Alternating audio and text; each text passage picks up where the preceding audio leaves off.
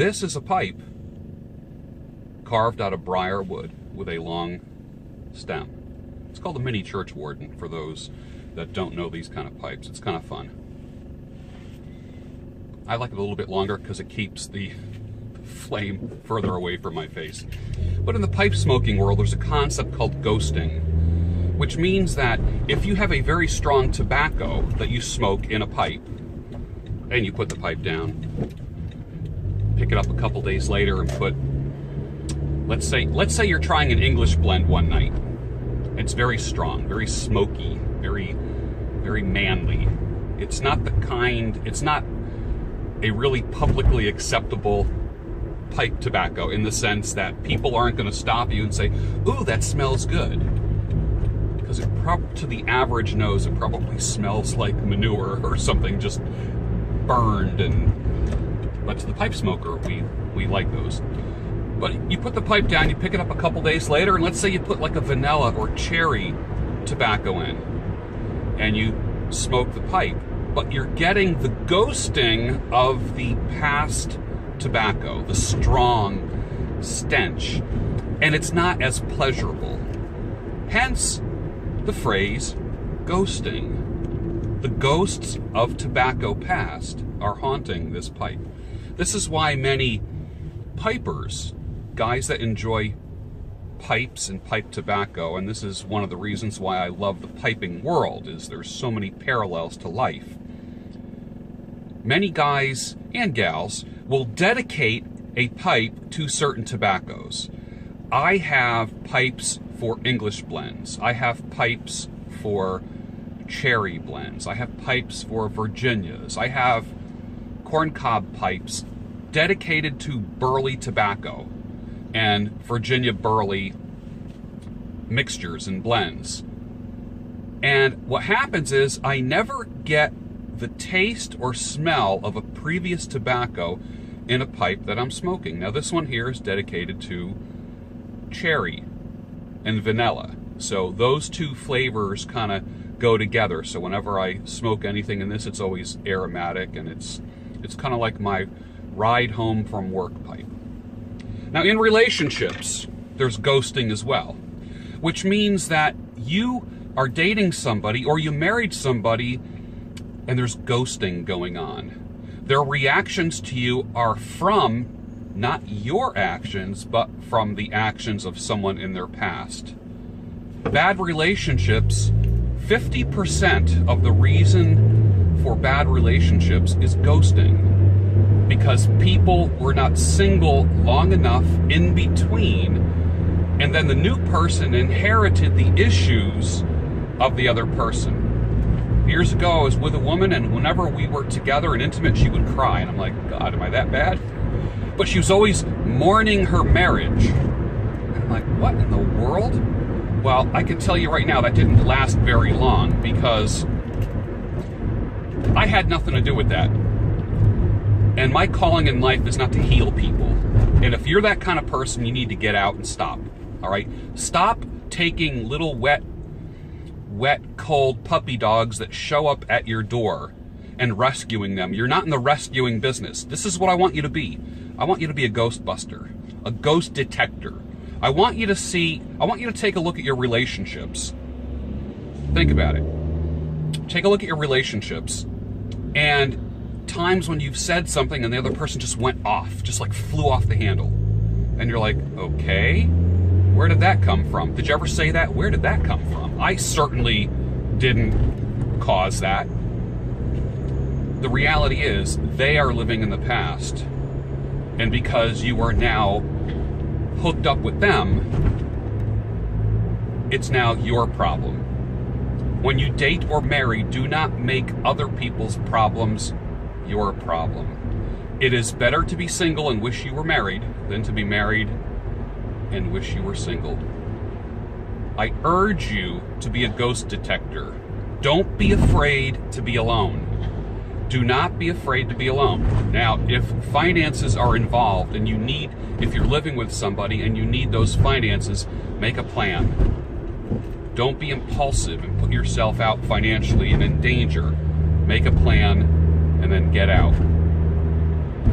And then and then enjoy being single. Now, if you're hooked up or married, I am not an advocate of divorce. Divorce hurts people, it hurts children. But if you made the wrong decision, I am not for staying together for peace or staying together for the children, which is nonsense. It's actually proven to hurt children if you have kids. If you're a man or a woman, plan your getaway. And I'm not talking about being sneaky, deceptive. I'm talking about using your head. If you're a man, use this, not this. Use your head. But she's sexy, she's beautiful, I'll never find a woman like that. Here's my look. Really? Dude. One word, dude. If you're a woman, but he makes so much money, I'd never be able to have this kind of lifestyle. He has such a great job, he's so stable. Here's my word, dude. Really? You know you'll be happier. This is what happens when you're a ghost detector. You detect the ghosts, you decide, you're decisive. We talked about decisiveness. You're decisive. You want out, you make a plan, you plan your getaway, you get out. And then, you start to live on your own. You discover your own tastes, your own movies, your own books, your own music. You become your own person rather than a joint effort in life. And this is what happens then. All of a sudden, clarity happens. It's like someone who stops using alcohol and drugs. They're no longer going through withdrawal. They're no longer jonesing for the substance, and they live free. And they can have a day without any kind of drug or alcohol use. Now, how interesting is that? Equating relationships to drugs. You start developing clarity, and your decisions are not clouded by your need to be with somebody or your hormonal response. Take care of that yourself. You know what I'm talking about. You don't need to be with someone because of your hormones. Let's get real, okay? It's about time somebody gets real on that. So here's the deal. Imagine being able to choose a person with your mind clear. There's clarity. There's nothing clouded. You're not operating by hormones. You're not operating by visual lust. It's almost like a business decision. It makes sense. Now love doesn't always make sense on paper. Granted, love isn't always, I contend that love is a commitment and there's joy in commitment. But that commitment comes after you've been through some things together. That's what I believe. So love doesn't always make sense. I know women just constantly attract the wrong guy. One wrong guy after another. Well, I used to say, well, that's like, where do you meet these guys? And she's like, biker bars. Well, I don't necessarily think that that's a bad thing. I go to biker bars and I see nothing but gentlemen there. And I'm a gentleman, and I don't hang out anywhere where there's nothing but gentlemen. I was at one of my favorite little joints, and a gal looked around, saw nothing but beards and long hair and tattoos and leather and boots. And she says, I don't feel very safe here. And my response was, honey, you're probably safer here than anywhere in the city. If anyone ever disrespected a woman in the place that I go to, they would be, how can I put it? Let me put it this way. They would be escorted out the back door by members of the community. Let me put it that way. How's that sound? Isn't that a nice way to put it? So there's nothing but respect. And there are some quote-unquote bad boys where I hang out. But deep inside, they're good boys. I know, because they sit in my chair. I cut their hair. I trim their beards. Every last one. Every last one. I may not agree with all their choices. I might not agree with their language. But I look past that, and I can clearly and confidently say everyone is a gentleman. The toughest guys that I know, and I'm talking about not just physically tough, but I'm talking like badass dudes, get greeted with a hug. And I'm not really a huggy guy. I'm kind of like a half hug, like a bro hug kind of guy. But you know what? I'm cool with that. That's all right. Be a ghost detector. Do not be haunted by someone else's ghosts. And do not put yourself in a situation where you are exposing someone else to your ghosts.